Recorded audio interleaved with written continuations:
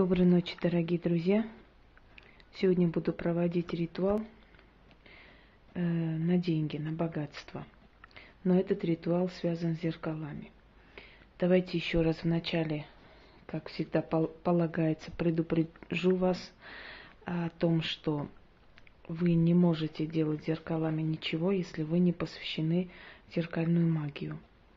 Люди, которые занимаются магией много лет, даже они должны определенное посвящение проходить, когда имеют дело с зеркалами, потому как это очень опасно.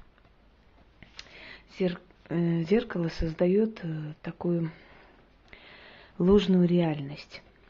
Если человек, у которого рука, предположим, не работает, будет вторую руку показывать все время в зеркале, сидя напряженно несколько часов, то таким образом получается обман мозга, так называют ученые. И мозг начинает думать, что все части тела, которым он руководит, рабочие. Со временем у этого человека нерабочая рука начинает работать. Вот те, у которых есть такие проблемы, пусть попробуют это провести и убедиться в моих словах. Вот точно так же зеркальные реалии, зеркальный коридор можно создать, когда мы проводим денежный ритуал.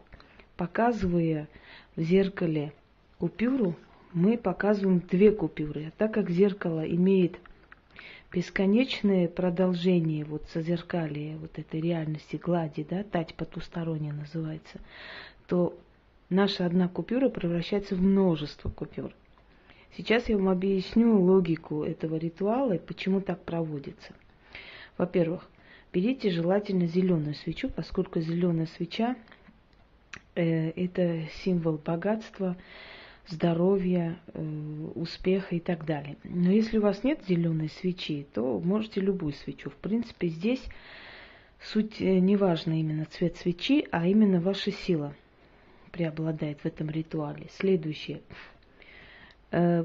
Постарайтесь постелить красную ткань, либо белую, зеленую, ну, в общем, такую не пеструю, но однотонную, однако желательно не черную, поскольку черный цвет, он немножко другого уровня, подходит для других дел. Если у вас есть иностранная купюра, то лучше взять иностранную. Ну, по крайней мере, я делаю иностранную купюру, она получается быстрее и лучше. Берем 5 копеек или 5 рублей, как сейчас говорят. Луна не имеет никакого значения для этого ритуала. Луна может быть убыльная, луна может быть какая угодно. Но если вы хотите, чтобы ваш ритуал получился наверняка и лучше, сделайте его после 12. Я вообще стараюсь, связанное с деньгами и связанное с такими более сложными как бы делами ритуалы проводить с 12 до 3.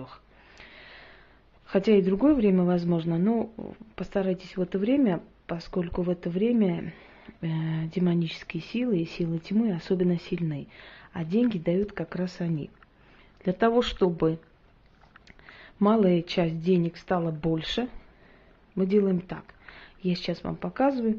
Мы 3 раза ударяем по этой купюре, пятеркой, и говорим определенные слова. Я сейчас это буду делать, а вы посмотрите, и для своих клиентов можете это сделать, то есть на купюру, взятую у клиента своего или пациента, как вы хотите называть, или там друга, не знаю кого, вы осуществляете вот данный ритуал, потом отдаете ему эту купюру, и он должен носить в кошельке и не тратить. Постараться не тратить несколько лет. И постепенно деньги будут приумножаться. Итак. Малый большего побил. Малый большего побил. Малый большего побил. 1 станет 2. 2 станет 3. 3 станет сотни. Сотни станет тысячи. Тысячи миллионы. Нет счета звездам. Нет счета моим деньгам. Вызываю дух денег до богатства. Приди, приди, приди. Принеси с собой богатство, удачу и деньги в придачу.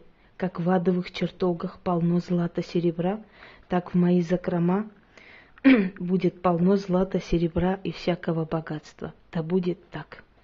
Заговариваю, заговариваю, деньги к себе привораживаю. Отныне и до веку мы будем вместе. Заклято. Вот это сделали. Как я вам уже сказала, собирайте эту купюру к себе в кошелек, ложите отдельно и храните. И посмотрите результат. А результат не заставляет себя ждать, я вас уверяю. Могут даже на следующий день уже начать звонить, если у вас свое дело, и если ваше дело зависит от клиентов, от звонков, от рекламы, то весьма успешный ритуал. Самостоятельно не делайте, не получится. Может, наоборот, закрыться ваша денежная дорога, если вы не профессионал этого дела. Ну, просто я вас предупредила, чтобы потом вы не удивились от того, что вам хуже стало. Это должен делать только колдун, ведьма, человек, который занимается этими делами. Отдавать вам эту купюру, и вы будете носить с собой. Вот и все. Всего доброго.